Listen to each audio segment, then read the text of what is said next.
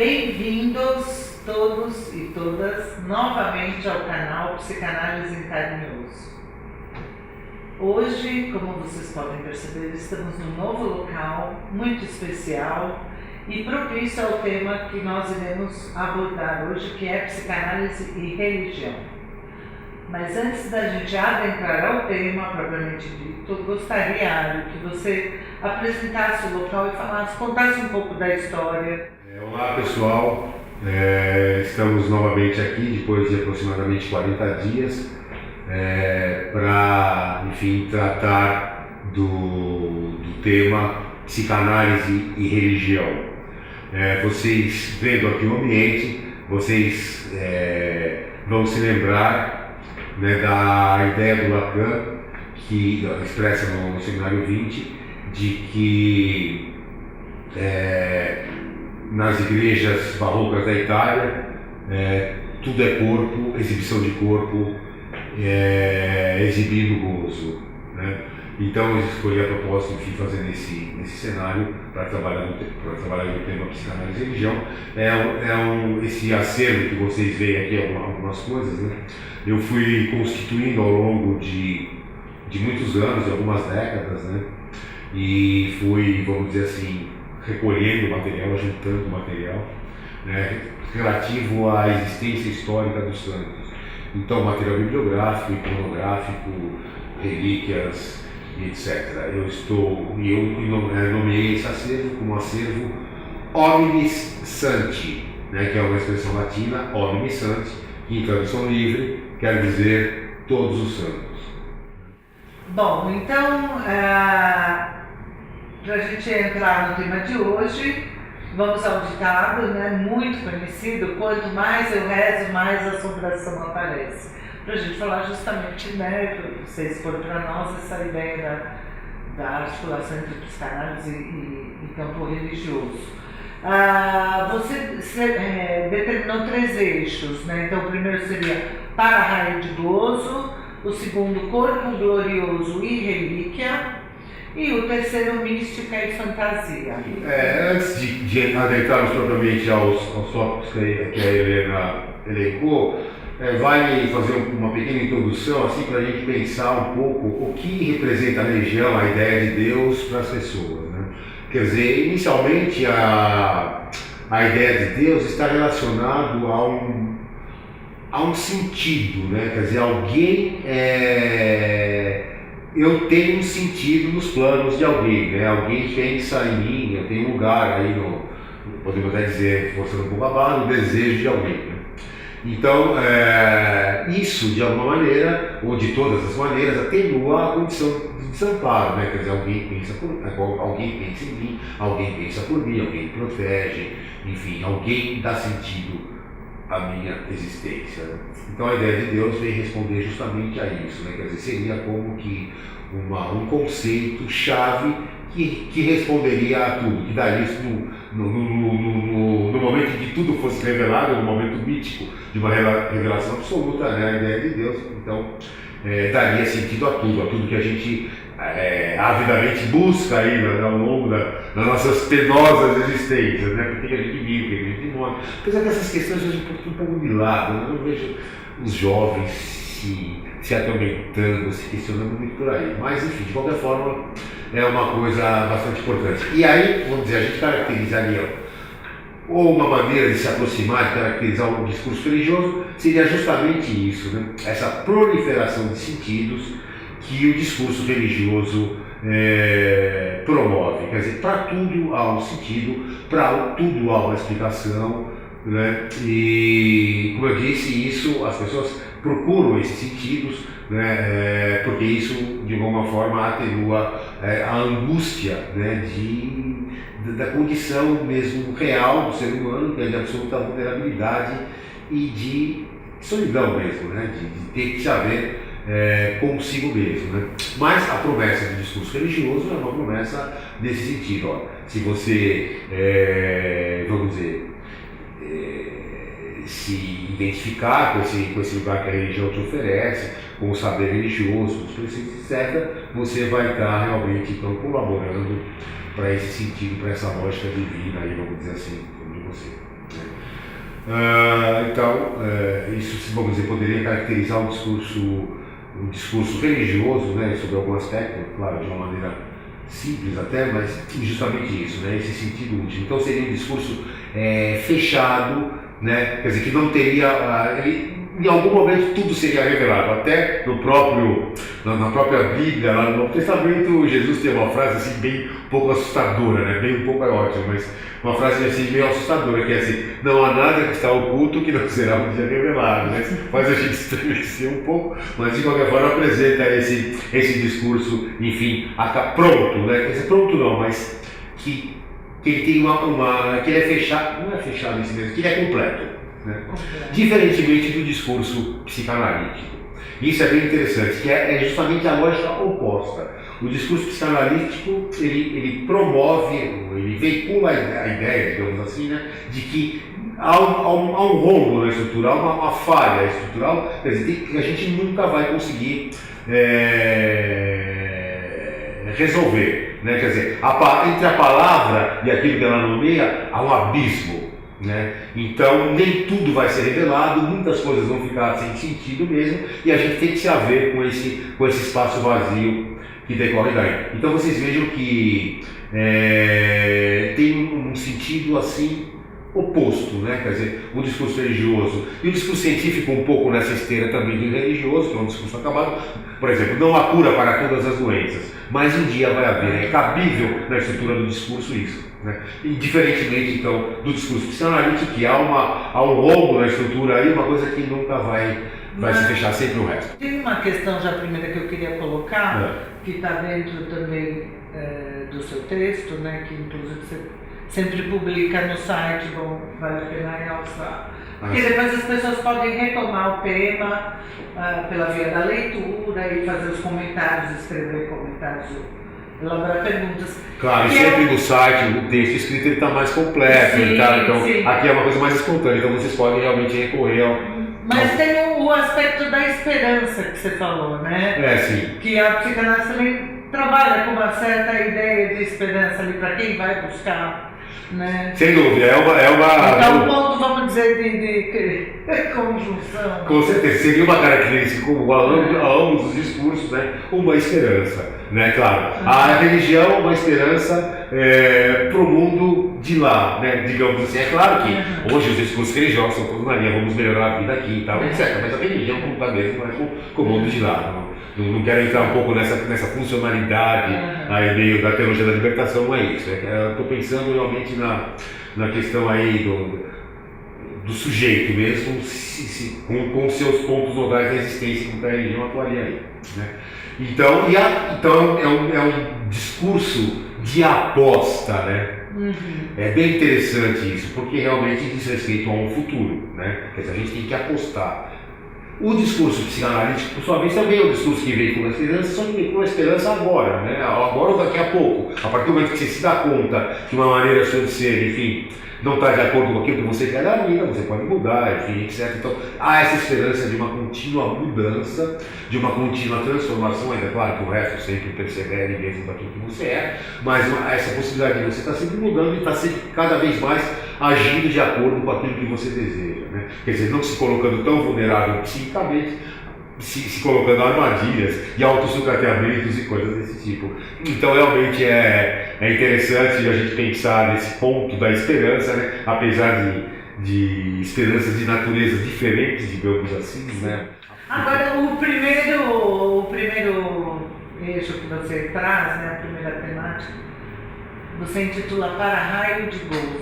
Como que você trabalhou essa ideia? Explica um pouco. É legal. Isso aí é uma coisa que eu tenho pensado ultimamente, né? Quer dizer, o cristianismo, o fundamento do cristianismo, né, é a encarnação do Verbo. Né? Quer dizer, então, a partir do momento que Deus ganha um corpo, né, isso coloca o corpo como o aspecto vamos dizer, central, fundamental da existência humana. Claro que eu estou falando isso, é óbvio, né? Claro que a gente só existe pelo corpo. Mas, no entanto, é bom sempre reforçar e falar agora no sentido de estar introduzindo essa ideia. Né? Então, o cristianismo traz um enfoque enorme nessa questão do corpo, a ponto de Deus ter assumido um corpo. Quer dizer, E o que a gente poderia tentar entender isso psicanaliticamente? Né? Quer dizer, para Deus entender o gozo dos humanos, ele precisou da categoria do corpo humano. Né? Então, isso é uma coisa legal porque traz a dimensão, a importância do corpo nessa dimensão do gozo, né? Que é o que, vamos dizer assim, que é o campo propriamente da psicanálise, como tem se colocado teoricamente aí de uns anos para cá. Então, quer dizer, o corpo, então a gente vai pensar isso, o gozo é um gozo do corpo. Para você experimentar o gozo, você tem que ter um corpo, né? Isso é o primeiro ponto interessante. E como é que o cristianismo apresenta esse máximo de gozo, né? Essa plenitude de gozo? Vejam bem, claro, eu estou falando para as pessoas, não sei se todos têm essa noção, claramente, de que gozo não é a mesma coisa de prazer, é uma coisa bem mais complexa e tal, é um entretenimento que o sujeito tem, mas não tem necessariamente a ver com prazer e com levar a uma sensação de bem-estar. Mas tem a ver com uma coisa que o sujeito se empenha muito, enfim, se entretém muito com aquilo. Então, como que o cristianismo fala dessa questão do gozo via o corpo? Pelo sofrimento. Daí, vamos dizer, a ênfase que existe, enfim, na paixão de Cristo, por exemplo, né?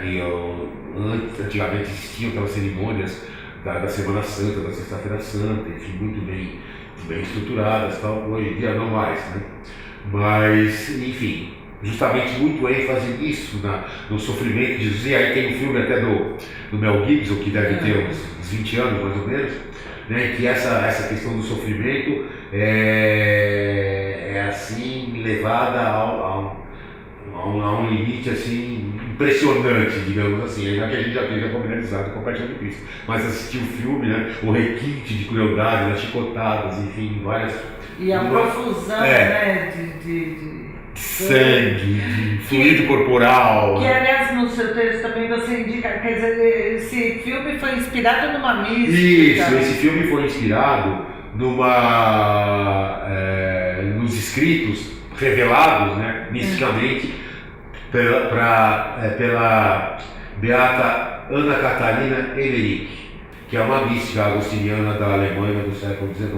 Enfim, e ela então escreveu esse livro sobre a paixão de Cristo vista com mais detalhes, como se ela tivesse sido mostrado para ela, como se ela tivesse sido transportada ao momento, e visto cada cena assim meio fora da cena, mas assistindo a cena. Então ela deixou isso registrado e tal. Um outro aspecto também, umas narrativas, assim, a narrativa dos martírios, dos santos, né, dos que seguiram a vida dos mártires, também narrativas repletas de sofrimento, enfim, de torturas, etc. As próprias, aí voltando às igrejas da Itália, ou outras igrejas que tiveram as pinturas do inferno, aqueles corpos ardendo no fogo do inferno e tal, ou mesmo contracenando com o céu, e que a leveza dos corpos dos átrios do paraíso, enfim. Então tudo ali sendo realmente expressando o gozo e via o corpo, né? O gozo no corpo. Isso é uma coisa bastante interessante. Me lembro agora de fazer um pequeno parênteses.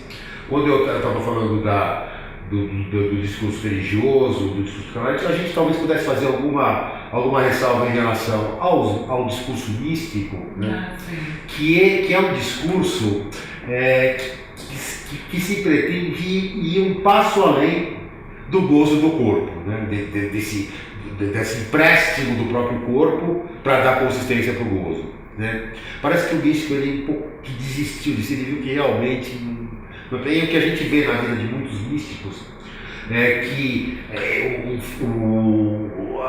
a efervescência das experiências místicas, das visões dos êxtases, dos matrimônios espirituais, das torturas, dos flagelos, etc., se dá numa determinada etapa, vai indo, chega até o ápice. Depois disso, o místico entra num tempo de um pouco mais de tranquilidade, aí ele vai mais talvez escrever sobre as experiências, ou como o São João da Cruz, por exemplo, que você estuda, fazer poesias. Então tem uma coisa de se desocupar o corpo, que eu acho que a gente poderia diferenciar a mística da religião um pouco nesse sentido, que a mística vai um pouco além, né, dessa coisa de você precisar dar tanta concretude para isso, né? Quer dizer, Na verdade, o sujeito não adianta, o corpo tem um limite. Como disse o Jonathan, se parar desse limite, esgarça, ele não acompanha. O Lacan, no mesmo seminário 20 aí que eu já mencionei, mais ainda, ele vai dizer que a paixão de Cristo, ela constituiu um gozo para uma outra pessoa,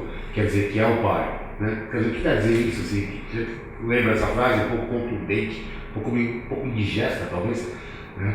Mas quer dizer que precedeu ao sofrimento de Cristo um ato de adesão, né, à vontade de uma outra pessoa, né? Quer dizer, no caso o Pai. Cristo, até antes lá de sofrer a paixão, ele disse: Pai, afasta de mim esse cálice, mas antes faça a sua vontade. Quer dizer, então, precedeu a paixão de Cristo todo o sofrimento que ele experimentou corporalmente, desse ato de entrega incondicional, né, ao desejo, à vontade de uma outra pessoa. Então esse é um aspecto bastante interessante de lembrar, né, dessa dupla dimensão, né, da entrega e do sofrimento, né? Isso é uma coisa que tem muito a ver com a questão humana mesmo, né? De você sentir que o outro está na sua mão, que o outro está entregue a você, né? Até nos momentos talvez de paixão, isso de alguma maneira deu um escape assim, estético, literário, enfim, eu mesmo vivencial no momento. Né? E é interessante porque tem na cena lá do Calvário, né? Quer dizer, quando vão certificar se ele está morto mesmo, enfiam a lança e sai sangue e depois sai água, né? Quer dizer, é uma coisa assim interessante a gente pensar, né? Quer dizer, como se Jesus tivesse dado todo sangue mesmo, né? Até a última gota. Até a última gota, né? E é interessante. E aí isso, para mim, tem um sentido assim muito rico, assim, interessante, rico do ponto de vista teórico mesmo, né? Dessa articulação entre psicanálise e religião, né? Porque eu interpreto isso, né? Sempre me questionei por que essa questão, enfim, desse ênfase a toda essa violência, toda essa... Quer dizer, até uns anos atrás, umas décadas atrás talvez, né, a gente via com muita frequência crucifixos pendurados nas paredes de ambientes públicos, assim, né, digo aqui na realidade do Brasil, né, na Europa também provavelmente devia ser assim, mas, assim, então escolas, ambulatórios, hospitais, sempre, assim, presidindo uma das paredes um crucifixo e tal, e as pessoas também costumavam portar, assim, um signo, assim, pendente ao pescoço, uma corrente e tal, um cordão, um crucifixo, né? Então, como que eu comecei a interpretar esse tipo de presença, né, estética, vamos dizer assim? Quer dizer, como se funcionasse como um para-raio de gozo mesmo, né? Quer dizer, pensando que vamos dizer, o suprassumo da modalidade de gozo humana é o sofrimento e a entrega e a sensação que você tem a posse de alguém, digamos assim, né?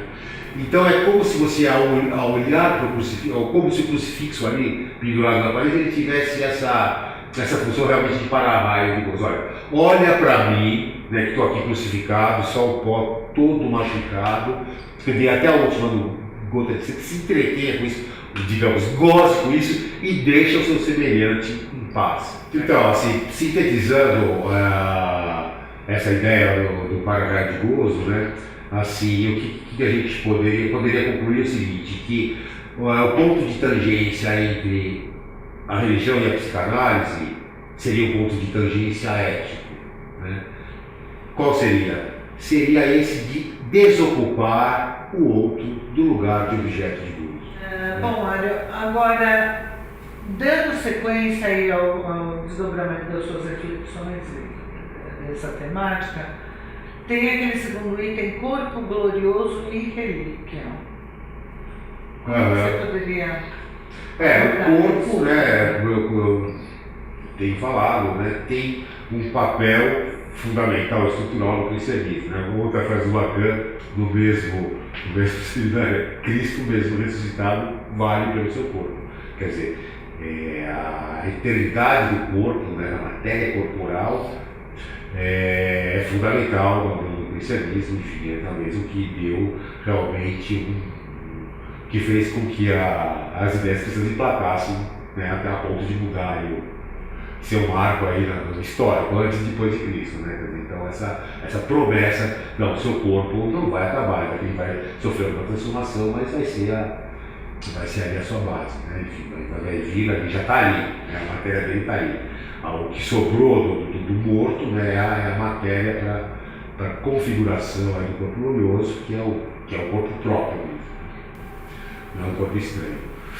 Então, para pensar um pouco essa ideia do corpo do cristianismo, eu gosto de me valer do conceito, né, que é o conceito, vamos dizer assim, o conceito teológico, né, o conceito religioso, de corpo glorioso, né? Quer dizer, se vocês olham as narrativas lá, bíblicas, depois da ressurreição de Cristo, né, e ainda conviveu ali em alguns momentos com os seus amigos e tal, né, e ali se faz algumas referências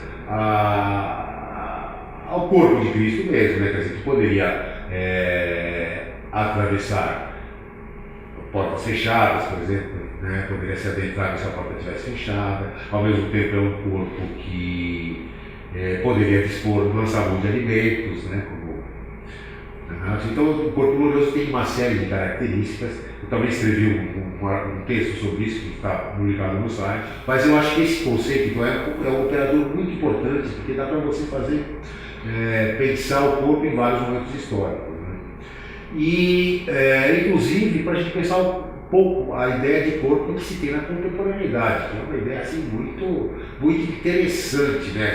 Esse enfoque do corpo que se decompõe basicamente em termos dos tratos físicos que se dá a ele, daí esse monte de academias e de performances, né, físicas, e treinamentos e condicionamentos e não sei o quê. Por um lado, por outro lado, a bendita questão da comida. Então dietas e dietas e dietas, quer dizer, que se veicula realmente a questão da saúde, da longevidade, inclusive até da beleza, né, de certos padrões estéticos de beleza. E nesse sentido, né, o que está por trás dessa ideologia, vamos dizer, da ciência, do bem-estar, da boa saúde, das academias, dos condicionamentos, das dietas, etc. No fundo, é essa ideia de corpo glorioso, né? Quer dizer, como se vai chegar um dia em que se vai descobrir um trato para o corpo e o corpo vai ficar praticamente eterno, né?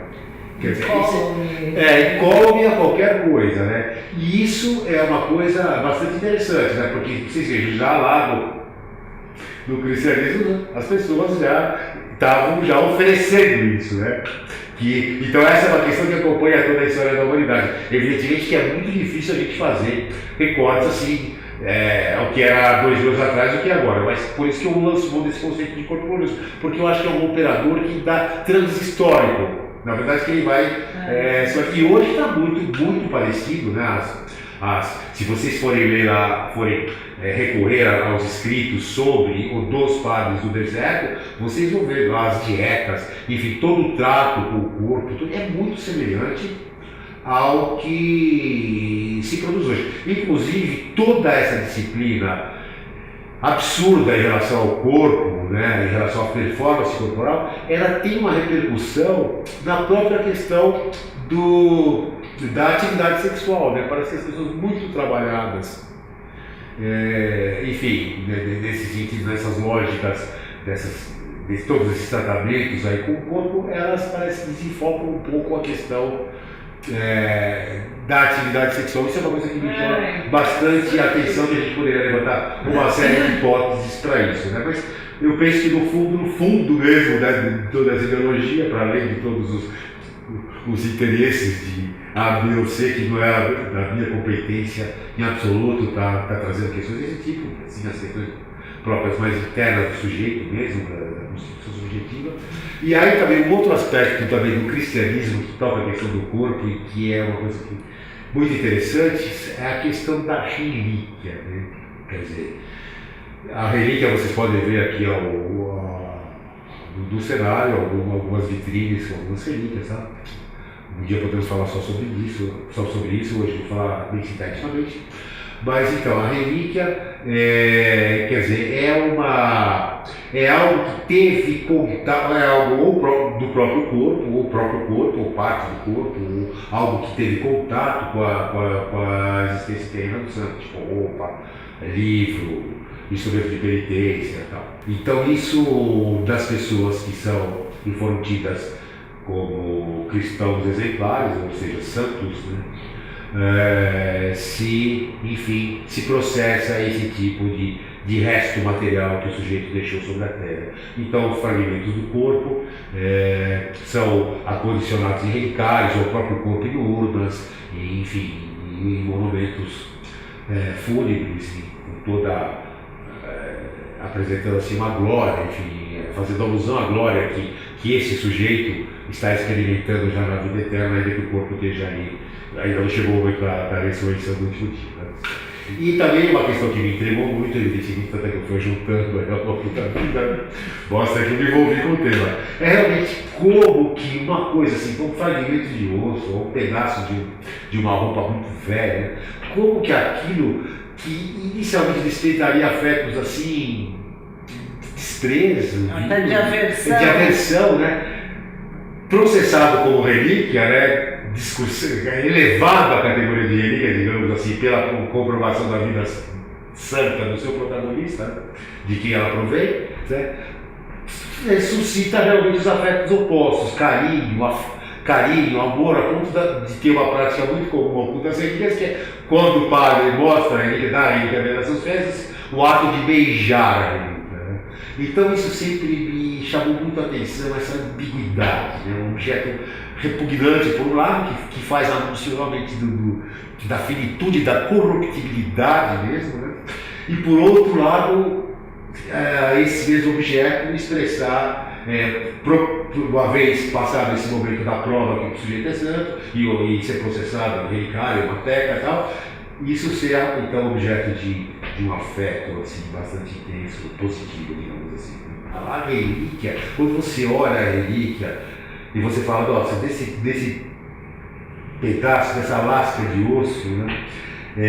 Eu aposto que dessa lasca de osso, quer dizer, dessa coisa mais desprezível, vai vir toda a transcendência. Daí vai vir o corpo glorioso. Né? Então, o ato de veneração de uma relíquia tem uma atitude, pressupõe uma atitude mental de aposta, né? Quer dizer, é como se fosse quase que um marco absoluto da fé. Eu acredito que isso aqui, essa coisa assim aversiva, ela vai se transformar na coisa mais gloriosa. Bom, e finalmente, para a gente poder adentrar a terceira etapa, né, quer dizer, daí para a gente amplificar mais ainda, né, mas vamos dizer para a gente poder fazer um vídeo não muito extenso, a parte da mística e fantasia, que também é, vamos dizer, um momento interessante também para você poder explanar um pouco para a gente isso, né? Eu fiz um recorte, assim, né, para entrar esse terceiro bloco, vamos dizer, da minha fala, um recorte assim, quer dizer, poderia formular da seguinte maneira, né, isso que eu intitulei Mística e Fantasia. Qual realmente, o que a gente poderia pensar dos efeitos, né, da vivência religiosa e mística, vamos tomar uma coisa parecida com a outra, vamos assim, né, parentes, na vida das pessoas. Teria a religião um efeito curativo, né, ajudaria as pessoas a assumirem com mais leveza, ou a constituírem um estilo, uma maneira de ser que as agradasse, que enfim, com o qual ela se sentisse bem, no qual ela pudesse se reconhecer tranquilamente, né? Então essas questões ficam, né? Qual a função da religião mesmo, assim, no sujeito individualmente, tal? A gente pensa sempre na religião como fenômeno de massa, tal, e aí, nesse sentido, acho que a mística, o recorte místico também tira essa coisa um pouco da religião como fenômeno de massa e traz a questão da religião, da relação, do sujeito com o ser divino, com o seu criador, enfim. A gente pode pensar numa experiência particularizada, né? Sim, digamos assim, exatamente. O que aquele sujeito emitia no discurso religioso e a partir daí constitui uma relação com o sagrado, com o divino, né? Isso a gente poderia pensar na mística, desse recorte que eu estou falando aqui agora. Então, aí eu escolhi então 3, e coincidentemente são 3 mulheres, foi por acaso, enfim. Teria sido legal ter escolhido umas mulheres e um homem, uma pessoa com mulher. Exatamente, um próximo. Mas enfim, que me ocorreu, assim, que eu desenvolvi foram 3 mulheres, né? Eu vou falar então da primeira que me chama demais a atenção, né? É uma protagonista bastante interessante, e ela era da Espanha, né? E ela, uma moça assim, que tinha uma função simples, relativamente uma governanta, digamos assim, né? E aí, é claro, tinha uma vida piedosa, enfim, né? Tinha toda essa. Mas o que eu quero salientar na vida dela é um momento, uma experiência mística que ela tem, jovem, numa igreja, se não me engano, em Valladolid, na cidade da Espanha, e que ela, no momento dessa visão, é revelado a ela uma missão, né? Ou seja, que ela vai fundar uma congregação religiosa de freiras, né? Que vai se ocupar da instrução de meninas. Isso é o final do século, segunda metade do século XIX. E essa congregação se chamará Filhas de Jesus, né? E ao mesmo tempo que a visão, né, que ela talvez diga que seja a Virgem Maria, me diz, e você, que se chamava Josefa, né, vai se chamar a partir de agora Cândida Maria de Jesus. E aí a Josefa, né, nossa, leva um mau susto e imediatamente retruca. Maria de Jesus sim, Cândida não. Por quê? Né, dizem alguns biógrafos, pelo menos uma aqui, né, que até a referência aí que eu vou publicar no texto. Disse assim, que aconteceu? Quando ela, numa parte da infância dela, ela viveu na cidade de Tolosa. E nessa cidade tinha um sujeito chamado Cândido, que abusava da bebida e, assim, importunava as meninas lá da região, do parque, assim. Isso. Aí a visão existiu. Cândida Maria de Jesus, quero que te chames. Aí ela ficou, e realmente, Cândida Maria de Jesus, né? E aí ela fundou realmente a congregação, foi ajudada por um padre jesuíta inicialmente, tal. A congregação se desenvolveu, né, até hoje, enfim, está presente aí aqui no Brasil, várias casas, em várias partes do mundo e tal, né? Então isso realmente me chamou muito a atenção, porque ali o momento de êxtase, o ápice da vida dela, assim, na busca de uma transcendência, né, de uma entrega ao divino, ao sagrado, né, se associar ali essa presença desse momento da infância dela, de vulnerabilidade, talvez até de um certo horror, quer dizer, é um momento talvez que faz uma alusão à fantasia inconsciente, né?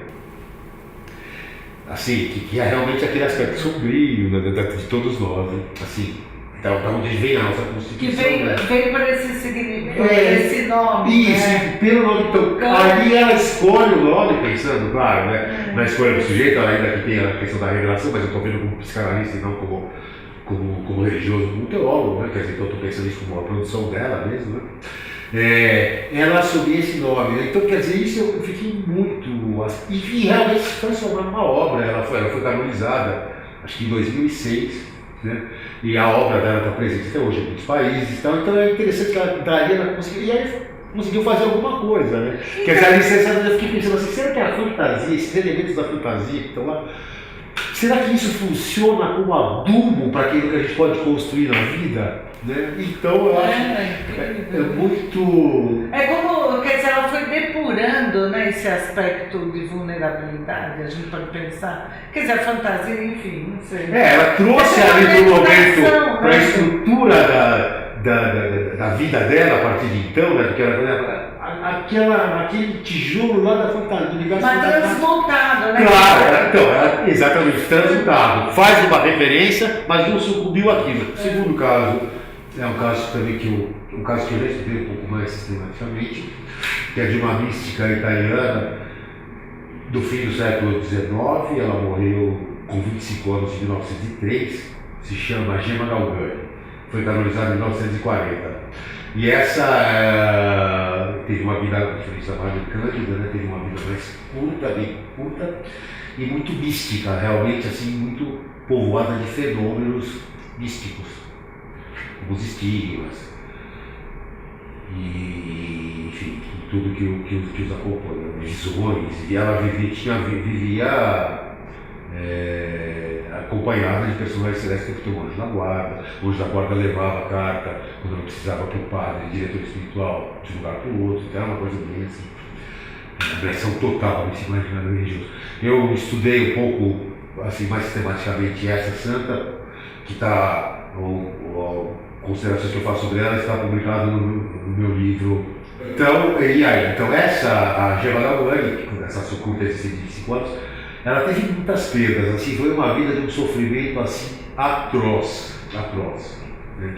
Tudo que era importante para ela foi perdendo, perdeu o pai, perdeu a mãe primeiro, perdeu o pai, perdeu os irmãos, alguns deles, os mais importantes para ela, perdeu a situação financeira, ficou morando, foi um pouco repudiada pelas pessoas da família, tias assim, pelos seus fenômenos místicos, né? Ficou morando como que de favor na casa de uma família ilustre lá de Lucca, família Giannini, e mesmo de lá, pouco antes de morrer, ela teve que sair, porque estava suspeitando que ela estava com tuberculose e eles tinham medo de contaminar as crianças da casa. E que foi assim, vamos dizer, um golpe de misericórdia no sofrimento, assim, tanto que ela disse assim, nunca imaginou que isso acontecesse, e ela proferiu a seguinte frase: órfã 2 vezes nessa vida. E pouco tempo depois ela morreu, no estado de angústia e tal. Então, e ela, marcada com os estigmas, né, nas mãos, nos pés, no lábio, coração de espinho, toda. E aí eu me debruçando e tem muitos materiais escritos mesmo dela, diário, cartas, o próprio diretor espiritual escreveu um livro sobre ela, então bem documentado, né? E a hipótese que eu levantei para isso, né, pensando um pouco no fenômeno místico, enfim, eu fiz um fenômeno psicossomático, fiz uma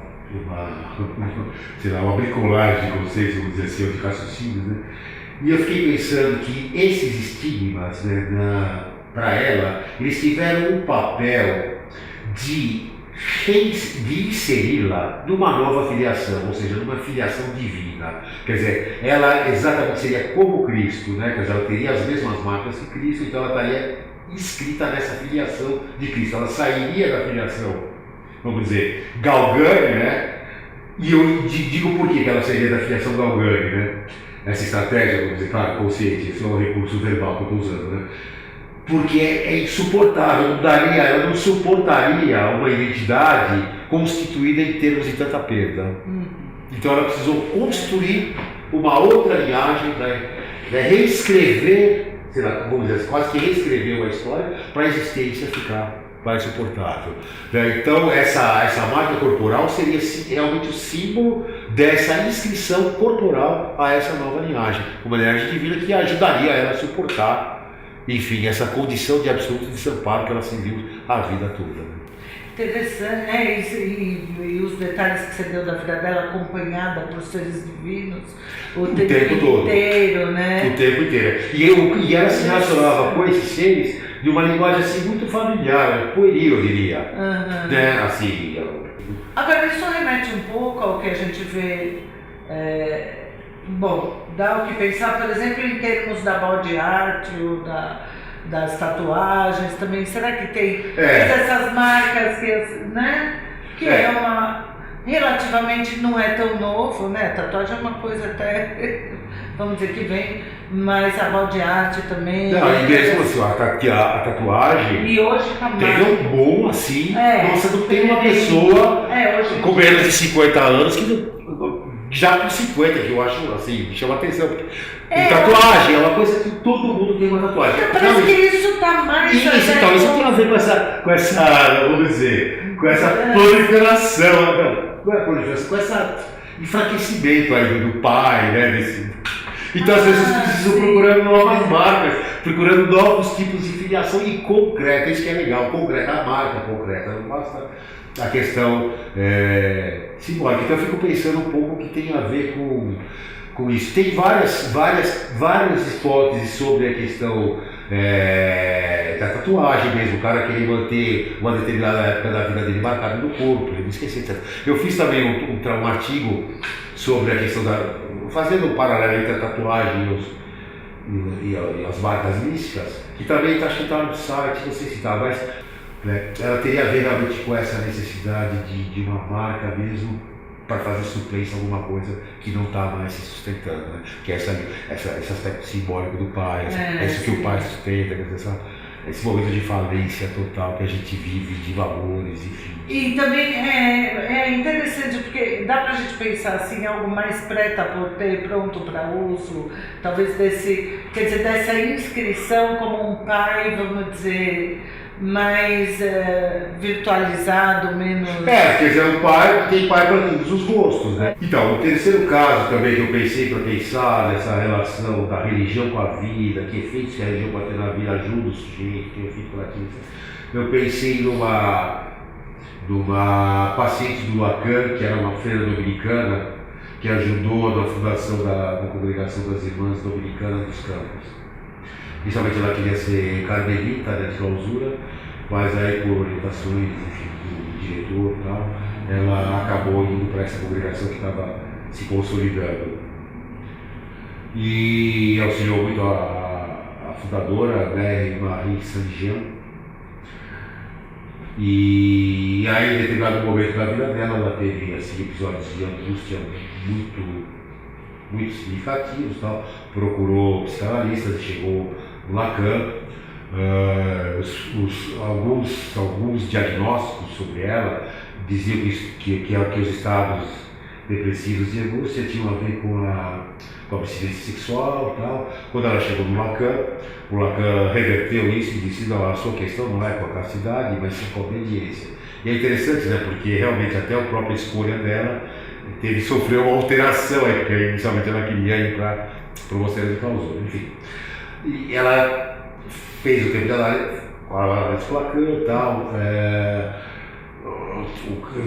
por volta dos anos 50 chegou no nível absurdo, as suas crises, ela teve que fazer uma intervenção química, realmente tratamento psiquiátrico e tal. Bom, de alguma maneira se recuperou, se estabilizou, né, e quando ela ficou melhor, ela ficou bem, né, digamos assim, ela se dedicou a se formar como terapeuta, né, como psicoterapeuta, para poder ajudar os religiosos que se encontravam numa situação semelhante àquela, ou que ela ajudava que se encontravam em situações semelhantes às que ela viveu, né. Aí ela conseguiu então se estabilizar, ficar bem e tal, se desenvolveu bastante nesse trabalho, participou de congressos, enfim, se envolveu bastante com isso. A última década da vida dela ela viveu meio eremiticamente, porque as suas co-irmãs transferiram-se de convento e ela permaneceu numa pequena aula no convento inicial, sozinha, e morreu em 1980 consumida por um câncer. Então é bastante interessante, né? Também é um caso, enfim, que ela, a partir de uma experiência dolorosa de vida, né, ela consegue dali tirar insumos ou tirar inspiração para a sua vida espiritual e ter essa preocupação, esse desejo de uma ação, vamos dizer, mais comunitária, né, de ajudar outras pessoas que ela ajudava a viver essa dificuldade criada. Então, a partir dali, daquele momento de dor, daquele inconsciente de céu aberto, né, vamos dizer assim, daquela proliferação de gozo, né, ela conseguiu de alguma maneira estancar tudo isso, né, e o que ajudou na estabilização com certeza foi ela ter se proposto a extrair o sentido disso, quer dizer, ajudar outras pessoas que não tiveram. Então eu acho muito interessante também o caso, esses três casos, né, têm aspectos bastante singulares distintos, mas de qualquer forma todos eles têm em comum essa questão da incidência maciça da religião na vida da pessoa e maneiras diferentes de lidar, né? Agora a gente pode, talvez, para retomar um pouco a questão da psicanálise, o que contribui, quer dizer, você trouxe aqui vários aspectos, mas essa experiência particularizada, principalmente do místico, né, que tem esse confronto, vamos dizer, mais intenso, até com uma angústia ou mesmo com a confrontação com um certo vazio, né, com a falta, que a gente pode dizer que na experiência de análise, fazendo um paralelo assim muito rápido, também o sujeito se confronta também em algum momento da análise com um certo, quer dizer, que o sentido não dá conta ou não tem um sentido último, né? Quer dizer que isso até fala de uma posição assim de uma aceitação dos limites da vida, né? Que eu acho muito, quer dizer, como vamos dizer, fruto de um trabalho analítico, um produto do trabalho analítico do sujeito, realmente é isso, é uma aceitação de coisas na vida que realmente não tem como, né? Quer dizer, não adianta você ficar batalhando, dando rua e ponta de faca, quer dizer, tem coisas que realmente você não tem muito como... Quais possibilidades, então, para o sujeito? Que você fala um pouco de retomar aqui para relembrar o que você falou, do sujeito encontrar alguma graça, nem que seja entretendo-se consigo mesmo que o outro não tenha notícias, essa ideia, essa, vamos dizer, constatação, como um misto que uma hora cessa, essa empurrando... Não precisa essa proliferação, a vida é mais simples do que isso. Mas e que de alguma maneira o sujeito retorna para o laço com a comunidade. Sim, isso é uma questão que todos os estudiosos dos místicos, vamos dizer assim, a gente pode dizer assim, dos místicos genuínos, que todos eles, como produto da sua experiência, como fruto da sua experiência mística, se voltam para a comunidade, para o social, para que a sua experiência de alguma maneira repercuta no social. Isso talvez caracterize realmente a experiência religiosa do místico como mística, né? Quer dizer, sair dele mesmo. Então, agora, fazendo um paralelo, aí você me corrija se eu estiver errada na minha reflexão aqui. O sujeito também análise, uma hora ele para, a gente dá para fazer um paralelo assim, de se entreter com aquele sofrimento dele, aquela coisinha, e realmente decidir ir para a vida de alguma maneira. Com certeza. Que eu acho super importante, quer dizer, o sujeito vai realmente se envolver com algo para além dele mesmo. Tem aquele script sobre ele mesmo, que tem assim, o tom de vítima, de sofrimento, de tragédia, aquele script que ele fala para a pessoa que está do lado dele do ponto de ônibus, para o médico, para o padre, para o analista, para quem que for, na fila do supermercado, para quem for. Então ele chega no consultório um pouco dessa forma. Quer dizer, aí ele vai repassando, que é uns mais, outros menos, né? Menos tempo, mas vai repassando aquela história. Mas o sentido realmente é de esvaziar de sentido aquela história, e aí realmente entra e também até desocupar o corpo, né? Porque também muitas pessoas adoecem com certa constância ou se envolvem com cirurgias também. Tudo que é no corpo dá uma sensação de consistência. Né? Então, se o sujeito está desesperado nessa evanescência subjetiva, ele recorre ao corpo justamente para buscar uma consistência, quase como para ficar o pé no chão, né? Mas na verdade, não, é só esgasta o corpo, ele morre e vai ser. Então, é interessante que a mística, justamente, e os estudos que você fez, eles ajudam a refletir bem sobre esse fenômeno do sujeito, como ele lida com a angústia ou com a busca de um propósito, enfim, como o sujeito... Porque a gente pensando no ditado lá, né, vamos dizer que deu uma certa inspiração aqui para a fala, né, ou pelo menos o pontapé inicial, quer dizer, quanto mais se entra na vibração aparece, vai um pouco na linha dessa proliferação de sentidos que a religião dá. Então, tudo além do dado, do que eu estou vivendo, tem um sentido. Então, essa proliferação de sentidos a gente pode pensar que vai na linha do quanto mais eu rezo, mais sobração aparece. Quer dizer, que não é muito. Eu acho que o místico dá um passo um pouco além, entendeu? É quando ele desiste realmente dessa busca de sentido e vai, sei lá, fazer o quê? Escrever sobre experiência, fazer uma poesia, sei lá o quê.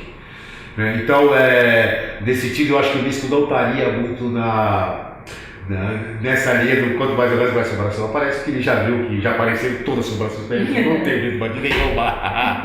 KKK para vocês. Não para vocês, para sobração. Para as sobrações. Então, nesse sentido, é muito legal, né?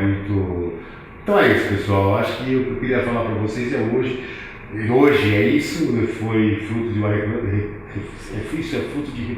de reflexão assim de muitos anos, tal. Espero que você possa aproveitar alguma coisa enfim, e aí a gente vai voltar a se falar em breve, tá bom? O próximo tema, eu estou pensando em falar sobre a sobrevivência da psicanálise nos tempos do politicamente correto. Mas aí a gente, vamos ver como é que vai desenvolver. Já comecei a escrever, vamos ver se toma mesmo esse rumo, mas acho que tem bastante coisa para falar desse tema também. Bom, pessoal, então é isso. Até a próxima. E não deixem de escrever, ou deixar registrado os seus comentários, perguntas ou mesmo sugestão de temas, ok? Até a próxima. Um abraço.